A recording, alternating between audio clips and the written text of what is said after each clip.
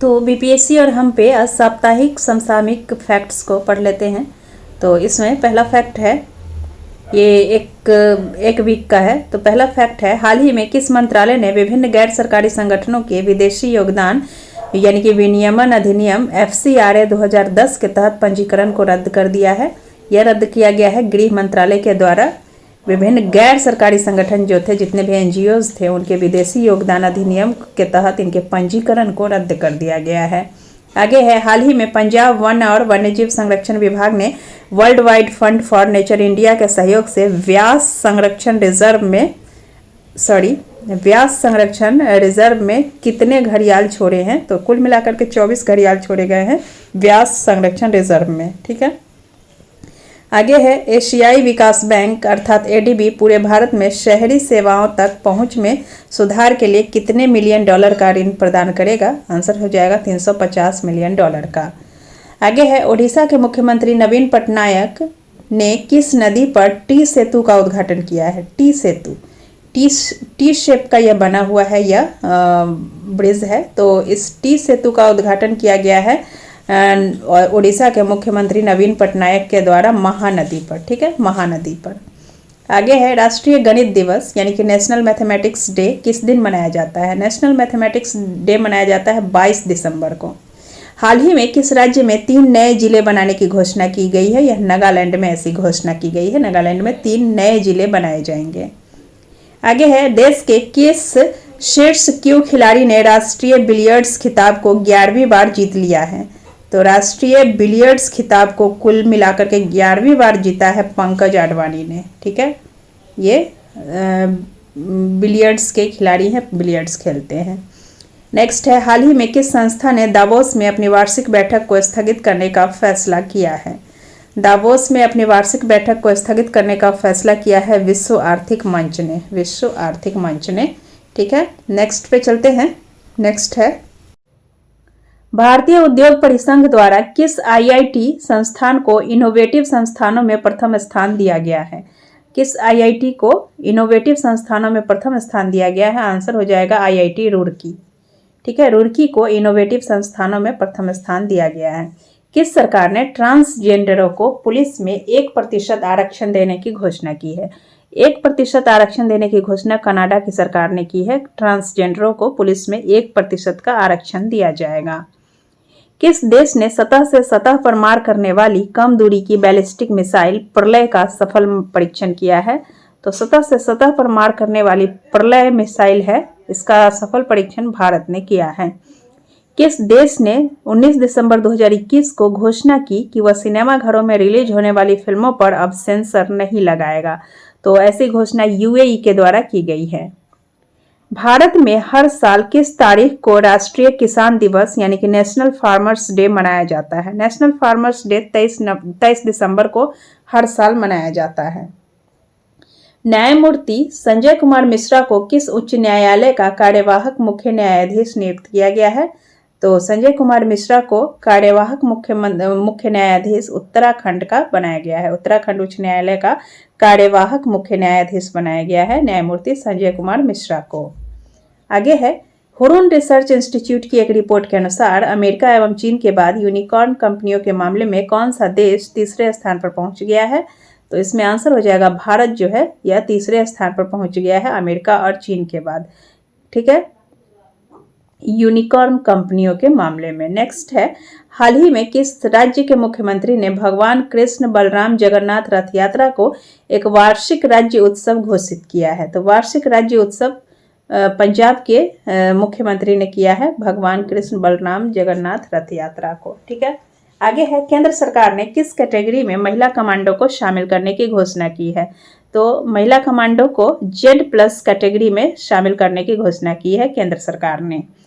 केंद्र सरकार ने अप्रैल 2022 से 100% साक्षरता के लिए किस अभियान को शुरू करने की घोषणा की है। तो यह अभियान हो जाएगा नव भारत साक्षरता अभियान। नव भारत साक्षरता अभियान के तहत केंद्र सरकार ने यह घोषणा की है कि अप्रैल 2022 से 100% साक्षरता के लिए इसकी शुरुआत की जाएगी। नेक्स्ट है, IPL टीम सनराइजर्स हैदराबाद ने किस पूर्व खिलाड़ी को बल्लेबाजी कोच नियुक्त किया है। तो यह है ब्रायन लारा को आईपीएल टीम सनराइजर्स हैदराबाद ने अपना बल्लेबाजी कोच नियुक्त किया है। ये पूर्व खिलाड़ी हैं।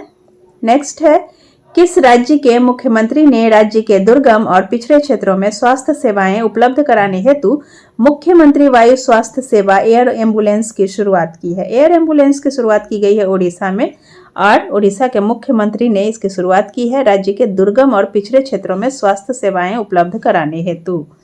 आगे है, भारत में राष्ट्रीय उपभोक्ता अधिकार दिवस यानी कि नेशनल कंज्यूमर राइट्स डे किस दिन मनाया जाता है? यह 24 दिसंबर को मनाया जाता है, नेशनल कंज्यूमर राइट्स डे। वह भारतीय खिलाड़ी जिसने यूरोपियन देश मोंटेनेग्रो में हुई स्कीइंग की अंतर्राष्ट्रीय प्रतियोगिता में कांस्य पदक जीत लिया है? तो आंसर हो जाएगा आंचल ठाकुर। आंचल ठाकुर ने यूरोपियन देश मोंटेनेग्रो में स्कीइंग की अंतर्राष्ट्रीय प्रतियोगिता में कांस्य पदक जीता है। रक्षा अनुसंधान और विकास संगठन डीआरडीओ ने ओडिशा के चांदीपुर तट से high speed expendable aerial target का सफल परीक्षण किया है। उसका नाम क्या है? उसका नाम है अभ्यास। ठीक है, यह डीआरडीओ के द्वारा इसका सफल परीक्षण किया गया है, high speed expendable aerial target का। ठीक है, अमेरिका के ह्यूस्टन में बन रहे इंटरनल गांधी म्यूजियम यानी कि ईजीएमएच को अमेरिकी रेस्क्यू प्लान के तहत फोर्ट बेंड काउंटी से कितने लाख डॉलर का अनुदान मिला है? आंसर हो जाएगा 4.7 लाख डॉलर यानी कि $4.25 लाख। वह क्रिकेट खिलाड़ी जो अपने टेस्ट करियर में 100 बार नॉट आउट रहने वाला दुनिया का पहला खिलाड़ी बन गया है। तो ऐसे पहले खिलाड़ी बने हैं जेम्स एंडरसन, जो कि इंग्लैंड के खिलाड़ी हैं। वे अपने टेस्ट करियर में 100 बार नॉट आउट रह चुके हैं और इस तरह से उन्होंने दुनिया का पहला खिलाड़ी बनने का रिकॉर्ड हासिल कर लिया है। ऑटोमोबाइल कंपनी हुंडई ने भारत के लिए किसे प्रबंध निदेशक नियुक्त किया है? तो हुंडई के प्रबंध निदेशक भारत के लिए नियुक्त हुए हैं अंशु कीम। रक्षा अनुसंधान और विकास संगठन डीआरडीओ ने 18 दिसंबर 2021 को नई पीढ़ी की किस परमाणु सक्षम बैलिस्टिक मिसाइल का सफलतापूर्वक परीक्षण किया? तो अग्नि पी मिसाइल हो जाएगा। 18 दिसंबर 2021 को इसका सफल परीक्षण किया गया है डीआरडीओ के द्वारा। यह है नई पीढ़ी की परमाणु सक्षम बैलिस्टिक मिसाइल है। यूनेस्को ने किस देश के जोमो सूप को विश्व सांस्कृतिक धरोहर में शामिल करने की घोषणा की है? जोमो सूप है हैती का, जिसे विश्व सांस्कृतिक धरोहर में शामिल करने की घोषणा की गई है यूनेस्को के द्वारा। हाल ही में किस वरिष्ठ राजनयिक को चीन में भारत का अगला राजदूत नियुक्त किया गया? तो चीन में भारत का अगला राजदूत प्रदीप कुमार रावत को नियुक्त किया गया है, India new ambassador to China. मतलब कि चाइना में इंडिया की तरफ से इन्हें एम्बेसडर नियुक्त किया गया है। भारतीय वायुसेना इंडियन एयरफोर्स देश की वायु रक्षा क्षमताओं को बढ़ावा देने हेतु पंजाब सेक्टर में किस मिसाइल प्रणाली का पहला स्क्वाड्रन तैयार की है? तो यह स्क्वाड्रन S-400 मिसाइल के रूप में तैयार किया गया है भारतीय वायुसेना के द्वारा। देश की वायु रक्षा क्षमताओं को बढ़ावा देने हेतु इसे पंजाब सेक्टर में इसको तैनात किया गया है। ठीक है, और इसका पहला स्क्वाड्रन जिसका नाम है S-400 मिसाइल। नेक्स्ट है, भारत की 2 बार की किस ओलंपिक पदक विजेता को बैडमिंटन विश्व महासंघ BWF के एथलीट कमीशन का सदस्य नियुक्त किया गया है? तो यह है पीवी सिंधु को बैडमिंटन विश्व महासंघ यानी कि BWF के एथलीट कमीशन का सदस्य नियुक्त किया गया है। और ये भारत की 2 बार की ओलंपिक पदक विजेता रह चुकी हैं। एक बार इन्होंने रजत जीता है तो एक बार ब्रॉन्ज जीता है।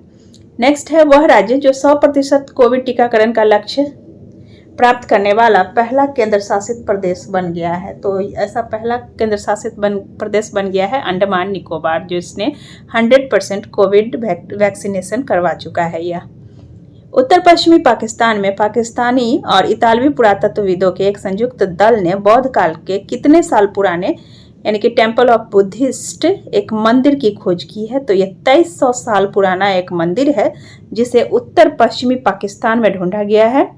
ठीक है, और यह ढूंढा गया है पाकिस्तानी और इतालवी पुरातत्वविदों के द्वारा। ठीक है, और यह 2300 साल पुराना है। भारत की जूनियर चयन समिति अंडर 19 विश्व कप 2022 के लिए किसे टीम का कप्तान नियुक्त किया गया है? तो यह नियुक्त किया गया है यश ढूल को। यश ढूल को भारत अंडर 19 विश्व कप 2022 के लिए टीम का कप्तान नियुक्त किया गया है। किस आईपीएल टीम ने जिम्बाब्वे के पूर्व कप्तान एंडी फ्लावर को अपना मुख्य कोच नियुक्त किया है? तो एंडी फ्लावर को अपना मुख्य कोच नियुक्त किया है लखनऊ की टीम ने। आईपीएल टीम है लखनऊ की, इसने जिम्बाब्वे के पूर्व कप्तान एंडी फ्लावर को अपना मुख्य कोच नियुक्त किया है। हाल ही में भारतीय प्रतिस्पर्धा आयोग सीसीआई ने अमेरिकी ई कॉमर्स कंपनी अमेजॉन पर कितने करोड़ रुपए का जुर्माना लगाया? तो भारतीय प्रतिस्पर्धा आयोग अर्थात सीसीआई ने अमेरिकी ई कॉमर्स कंपनी अमेजॉन पर लगभग 200 करोड़ रुपए का जुर्माना लगाया है। अंतर्राष्ट्रीय मानव एकता दिवस। अंतर्राष्ट्रीय मानव एकता दिवस यानी कि इंटरनेशनल ह्यूमन सॉलिडेरिटी डे किस दिन मनाया जाता है? यह मनाया जाता है आपको 20 दिसंबर को। भारतीय शटलर किदाम्बी श्रीकांत 19 दिसंबर 2021 को विश्व बैडमिंटन चैंपियनशिप के फाइनल में कौन सा मेडल जीतने वाले पहले भारतीय पुरुष खिलाड़ी बन गए हैं?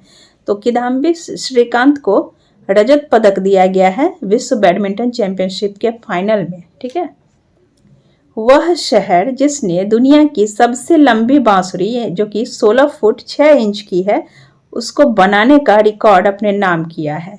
तो उत्तर प्रदेश का पीलीभीत जिला है, वहीं पे दुनिया की सबसे लंबी बांसुरी बनाई गई है जो कि 16 फुट 6 इंच की है।